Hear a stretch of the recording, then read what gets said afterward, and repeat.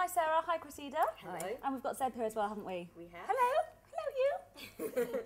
So you're both first-time mums, and you right, both had your births in birthing pools, is that right? Yes. We So did. Sarah, tell me first of all, how was yours and what was the kind of initial reaction from people and how did it go? Well, it all went very well. The reason that I chose to have Emma in the pool was because I had a very supportive midwife. I was under Queen Charlotte's, and my midwife was an actual personal friend of mine, and so she was really keen on home births and pro home births. And so she encouraged me to use the pool and to have Emma at home. And so that was why I did it. And did you always think that that would be something for you? No, not when I first fell pregnant. No, but it was just under her influence and her encouragement that she suggested that a home birth would be a good way to go. Yeah. And so then I decided that was what I'd want to do.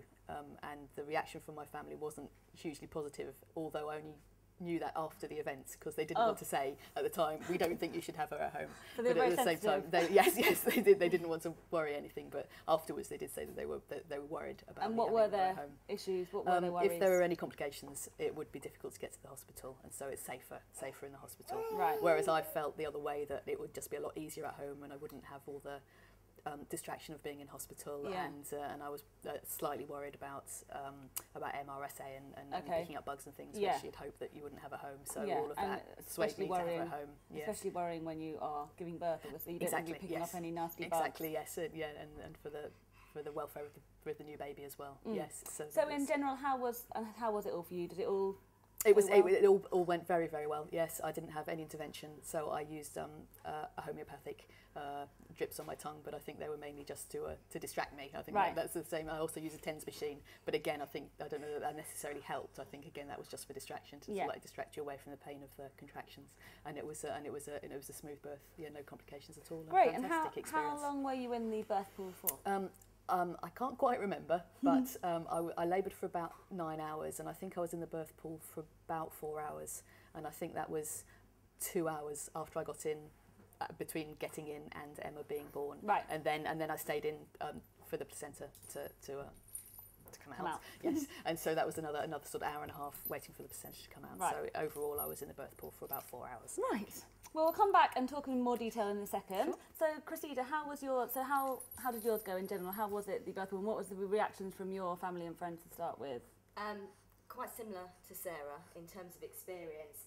Reaction from family, I think they were concerned, and when I did tell people, a lot of people, the reaction is, oh, you're brave. But for my family, just concerned if there was complications.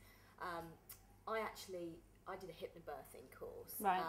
Which also convinced my husband and gave him the confidence for me to have it at home as well. Right, yeah, because that must be a big thing as well, getting your partner on side and kind of having the same... I think he had reservations to start with as well. I think that's the same with a lot of people that I speak to. They say, I want a home birth. My husband wasn't so keen. But after doing the hypnobirthing course and seeing how safe it is really, and in actual fact, I had to go to hospital after my birth, but midwives are there. They just call an ambulance, and you go pretty much.